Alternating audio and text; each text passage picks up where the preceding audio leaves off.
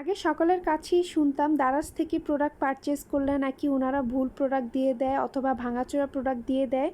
তবে এবার প্রথমবারের মতো পারচেজ করে যে প্রতারিত হতে হবে তা আসলে জানা ছিল না। আসসালামু আলাইকুম সবাইকে, কেমন আছেন আপনারা? আশা করি যে যেখান থেকেই দেখছেন আলহামদুলিল্লাহ সুস্থ আছেন, ভালো আছেন। আমিও ভালো আছি। আমি জেনাস ফ্যামিলি ব্লগ থেকে চলে এসেছি নতুন আরেকটি ব্লগ ভিডিও নিয়ে। আশা করি ভিডিও শুরু থেকে শেষ অবধি থাকবেন। আর আমার চ্যানেলটি যারা এখনও সাবস্ক্রাইব করেনি তারা অবশ্যই সাবস্ক্রাইব করে দিবেন, লাইক কমেন্ট ও শেয়ার করে দিবেন। তো চলুন ভিডিওর মূল পর্বে যাওয়া যাক। আজ বাইরে বৃষ্টি হচ্ছিল, অন্যান্য দিনের মতোই আজও বৃষ্টি। প্রায় টানা এক সপ্তাহ ধরে ভালোই বৃষ্টি হচ্ছে। আর বৃষ্টি হলে অন্যান্য দিনের তুলনায় চা কফি খেতে ভালোই লাগে। রেগুলার চা খাওয়া হয়, কফিটা রেগুলার খাওয়া হয় না, তাই আজ ভাবলাম কফি বানিয়ে নেই। যেহেতু চা রেগুলার খাই, একটু ডিফারেন্ট কিছু খাই। কফি খেতেও আমার খুব ভালো লাগে, তবে চাটা রেগুলারলি খাওয়া হয়। তাই এখানে আমি কফি বানানোর জন্য 3টা কাপ নিয়ে নিলাম। এই কাপের মধ্যে দিয়ে দিলাম কিছুটা কফি আর কিছুটা চিনি। নর্মালি আমি কফি বানাই আমার জন্য একটু তেতো করে, কেননা আমি কফিটা একটু স্ট্রং হলে, তেতো হলে খেতে বেশি ভালোবাসি। আর বাকিদের জন্য একটু হালকা করে বানাই। আমি যখন আমার জন্য কফি বানাই অনেক সময় চিনিও দিই না, কফি পাউডারটা বেশি দিয়ে একটু তেতো করে বানাই। ওইটা আমার কাছে খুবই পছন্দ হয়। তো এই তো আমি এখানে কফি বানিয়ে নিলাম, 3 কাপ নিয়ে নিয়েছি। দেখতেই পাচ্ছেন আমার কফিটার কালার খুব সুন্দর এসেছে।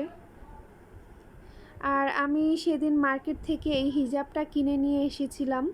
হিজাবটা আমি আসলে এনেছি একটা বোরকার জন্য। বোরকাটা আমি অনলাইন থেকে পারচেস করেছি, তবে ওইটার সাথে আর হিজাব কেনা হয়নি। ভাবলাম যে এখানে আমাদের মার্কেট আছে, এখান থেকে আমি পারচেস করে নেব।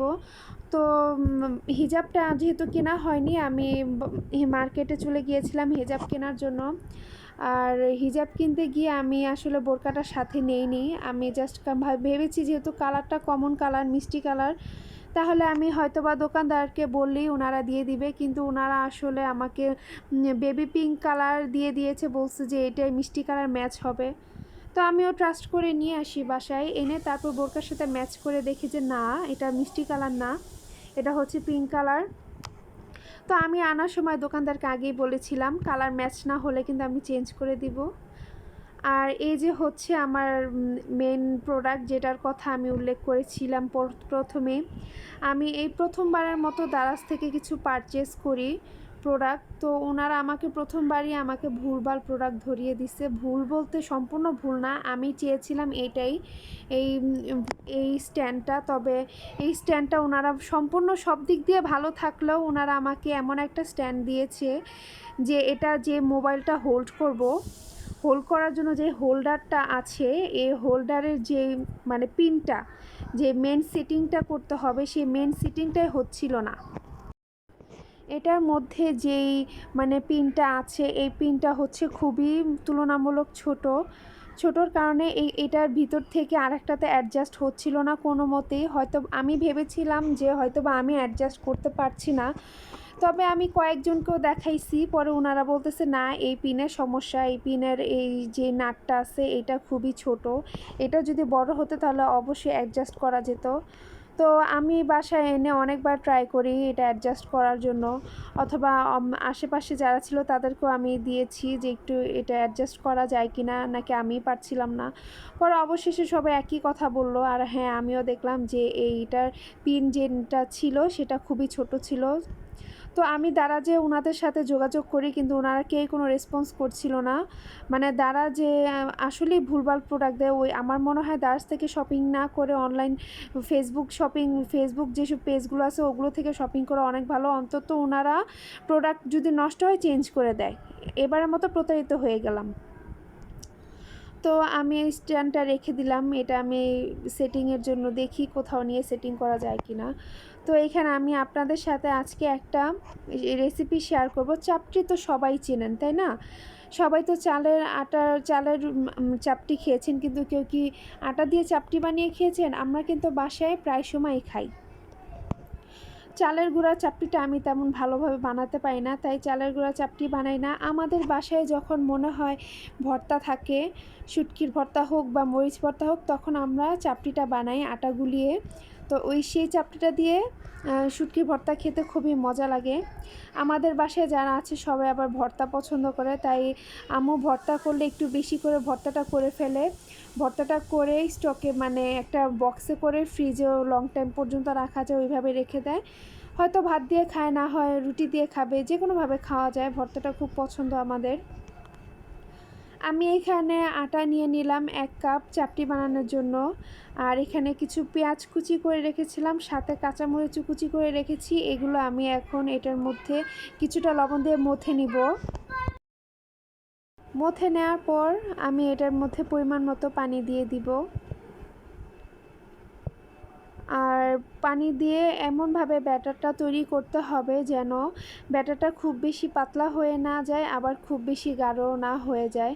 কেননা বেশি পাতলা হলে প্যানে ছড়িয়ে যাবে, আর যদি বেশি গাঢ় হয় তাহলে মোটা মোটা হয়ে যাবে, ভিতরে কাঁচা থেকে যাবে। আপনারা কখনো এভাবে ট্রাই না করে থাকলে অবশ্যই একদিন ট্রাই করবেন, খেতে কিন্তু ভালোই লাগে। যে যার ঝাল অনুযায়ী, টেস্ট অনুযায়ী মরিচটা বাড়িয়ে দিবেন। আর আমি এখানে একটু কাঁচামরিচ পেঁয়াজ একটু বেশি পরিমাণ নিয়েছিলাম, পেঁয়াজটা বেশি দিলে খেতে মজা লাগে। এখানে প্যান বসানোর পর দেখে নিলাম যে সম্পূর্ণ ঠিক আছে কিনা, প্যানটা গরম হয়েছে কিনা। গরম হওয়ার পর আমি এখানে চাপটিটা দিয়ে দিয়েছি।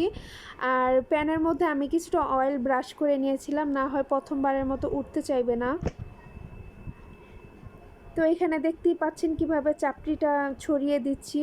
আটার চাপটি আর চালের চাপটি একই রকমভাবে প্রসেসে করতে হয়, তবে শুধু আটা ভিন্ন আর চাল ভিন্ন, এই পার্থক্য। তো আমি এভাবে সুন্দর করে ছড়িয়ে দিলাম। ছড়িয়ে দিয়ে আমি অপেক্ষা করব, নিচের টুকু লাল হয়ে উঠলে আমি আবার এই চাপটিটা উল্টে দিব। তো দেখতেই পাচ্ছেন আমি নিচেরটা ওঠার পর, লাল হওয়ার পরে আমি এই চাপটিটা উল্টে দিয়েছি। উল্টিয়ে দিয়ে এবার চেপে চেপে রুটির মতো করে সুন্দর করে ভেজে নেব। একটু ভালো করে ভাজলে আর কোথাও কাঁচা অংশ থাকে না, খেতেও রুটির মতো লাগে, দারুণ লাগে। এখানে আমি একটা চাপটি ভাজার পর দ্বিতীয় চাপটিটা ভেজে নিচ্ছি। আর ফ্রিজে শুটকি ভর্তা ছিল, সেটা আমি আগে থেকে বের করে রেখেছি। বক্সে শুটকি ভর্তা যদি আপনারা চান দীর্ঘ সময় রেখে দিবেন, তাহলে ছোট্ট একটা বক্সে করে এয়ারটাইট বক্সে রাখলে অনেক দিন থাকে। তো এখানে আমি দ্বিতীয় চাপড়িটাও দিয়ে দিচ্ছি, একই প্রসেসে আমি এটা ভেজে নিব। আসলে এই চাপড়িটা আমার কাছে খুবই পছন্দ, চালের গুঁড়ির চাপড়ির থেকেও এটা বেশি ভালো লাগে। আর এই যে আমার শুটকির ভর্তাটা দেখতেই পাচ্ছেন কি সুন্দর দেখাচ্ছে, একেবারে লাল। মরিচটা অনেক লাল, যদিও বেশি একটা ঝাল না, দেখতে দেখা যাচ্ছে খুব ঝাল হবে, কিন্তু না, তেমন ঝাল ছিল না। আমাদের বাসায় আবার আম্মু যখন মরিচ কিনে তখন দোকানদারকে বলেই নেয় এটা কি ঝাল হবে কিনা, বেশি ঝাল হলে কিন্তু নিব না। কারণ কিছু কিছু মরিচ আছে অনেক ঝাল, যেটা আম্মু খেতে পারে না, যে একটু ভর্তা বানালেও ঝালে একেবারে জিভ জ্বলে যায়। তাই আমাদের বাসায় মরিচ কেনা হয় ঝাল, মানে ঝাল যেটা কম সেটা নেওয়া হয়। তো এই তো আমি চাপটিটা এইভাবে যেভাবে আমরা ব্রেডের মধ্যে জ্যাম লাগে এভাবে লাগিয়ে তারপরে আমরা খাই। এভাবে একবার আপনারা খেয়ে দেখবেন, অবশ্যই ভালো লাগবে, খুব ইয়ামি ছিল। তো এই তো এখন বিকেল হয়ে গেল, প্রায় সন্ধ্যার কাছাকাছি, আমরা একটু বের হব। আমার মেয়ে খুব এক্সাইটেড ছিল, ও আসলে বের হতে পারলে খুব খুশি হয়, কেননা ও বের হলেই ওর খেলনা তো কিনতে হবেই মাস্ট, তাই ও খুবই এক্সাইটেড থাকে। আর আমার মেয়ে ছোটোবেলা থেকেই খেলনা খুব পছন্দ করে। এখন যে এত বড় হয়েছে তারপরেও ও খেলনার প্রতি খুবই মনে হয় অ্যাডিক্টেড। এই যে দেখতেই পাচ্ছেন কি নাচানাচি করতেছে বাইরে যাওয়ার জন্য। আর আমি বলেছিলাম একটা হিজাব কিনেছি, কালারটা ম্যাচ হচ্ছিল না, তো ওই দোকানে চলে আসলাম এবার হিজাবের কালারটা ম্যাচ করার জন্য। সাথে করে এবার বোরকাও নিয়ে এসেছি, যেহেতু কালার ম্যাচ হচ্ছিল না, মুখে বলল হয়তো বা হবে না, বোরকাটা নিয়ে ম্যাচ করতে হবে। আমি ওই দোকানে ঢুকতে না ঢুকতেই আমার মেয়ে, বললাম না, খেলনার প্রতি অনেকটাই অ্যাডিক্টেড, ওর খেলনা লাগবেই লাগবে এরকম। তো ও চাচ্ছিল এই ডলগুলো নিবে।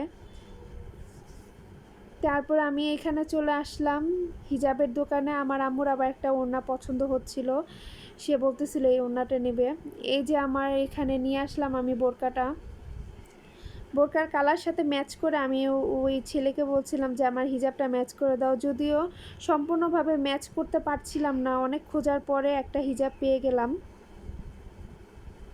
আমি এখানে হিজাব কিনছিলাম আর এর মধ্যে দেখি আমার মেয়ে আমার আম্মুকে নিয়ে ও চলে গেছে পাশের খেলনার দোকানে খেলনা কিনতে। ও যেটা টার্গেট করে ওইটা কিনেই ছাড়ে এরকম। তো যাই হোক, ও খেলনাটা কিনে নিল।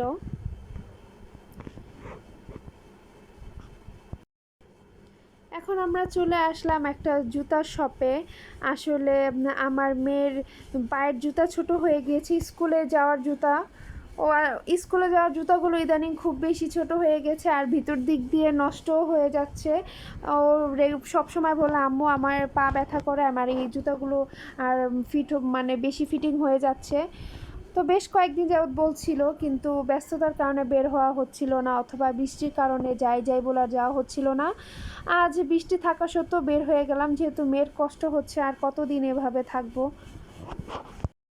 যদিও আমার ইচ্ছা ছিল আর এখন আর স্কুলের জুতা কিনবো না।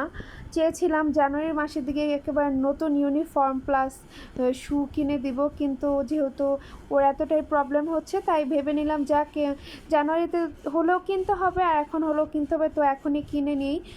তো ওর জুতা কেনার পর আমরা দোকানে চলে আসলাম চটপটি খাওয়ার জন্য। আমার আম্মু আবার বেশি একটা চটপটি খেতে পারে না, ওনার মানে টক অথবা টক আর ঠান্ডা উনি খেতে পারে না, কারণ ওনার দাঁতে ডিরেক্টলি একেবারে ধরে বসে। তো এখানে চটপটি নেওয়ার পর আম্মু আমাকে হাফ খেয়ে দিয়ে দিয়েছিল, উনি আর খেতে পারছিল না, পরে আমি নিয়ে নিলাম। আমার আবার বাইরের চটপটি ফুচকা বেলপুরি এগুলো খুবই পছন্দ, মনে হয় যেগুলো মানে রেগুলার খাবার হিসেবে থাকলেও আমি খেতে পারবো, এতটাই আমার কাছে ভালো লাগে। আর আমার মেয়ে ওইখান থেকে তো একটা ডল নিলই, আবার একটা সফট টয়ও নিয়ে নিল। এই সফট টয়টা ছিল জেরি, আমরা ছোটোবেলায় যে টম অ্যান্ড জেরি দেখতাম সেই জেরি। ছোটোবেলায় এই কার্টুনটা খুবই ফেভারিট ছিল। আসলে এখনকার বাচ্চারা যদিও এই কার্টুনটা ততটা দেখে না, ওরা এটার মজাটা বুঝে না। আমরা ছোটোবেলা আমাদের শৈশব কেটেছি এই টম অ্যান্ড জেরি দেখে।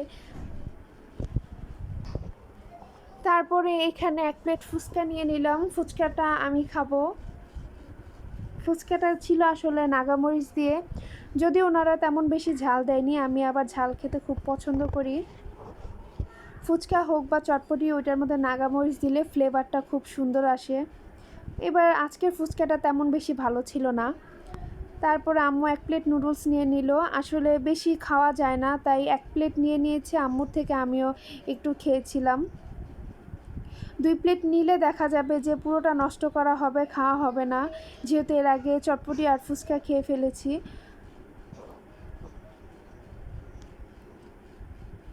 এখান থেকে বের হয়ে পরে আমার মেয়ে ও আবার চিপস পছন্দ করে, লেজের যে চিপসগুলো আছে, ওর জন্য এক প্যাকেট চিপস নিয়ে নিলাম। এখানে যতগুলো ভ্যারাইটিস আছে, যতগুলো কালার আছে, ওর সবগুলোই খাওয়া। তো এই সবুজ চিপসটা ও নিয়ে নিল। আর এখানে আমি সেই ফোন স্ট্যান্ডটা নিয়ে আসছিলাম কোনাপাড়াতে। এখানে একটা হার্ডওয়্যারের দোকান থেকে আমি এটার জন্য একটা নাট কিনে ওই ভাইয়াটাকে বলি সেট করে দিতে, উনিও সেট করে দিয়েছিল। তো এই তো বাসায় চলে আসলাম। বাইরে অনেক বৃষ্টি হচ্ছিল, অবশেষে বাসায় অনেক কষ্টে আসলাম, পানি টানি একেবারে পুরো রাস্তায় ভরপুর ছিল। আর আজকের ব্লগ ভিডিওটি এই অবধি থাকছে। সবাই সুস্থ থাকবেন, ভালো থাকবেন, আর দেখা হবে আরেকটি কোনো নতুন ব্লগ ভিডিও নিয়ে। সবাই পাশেই থাকবেন। আল্লাহ হাফেজ।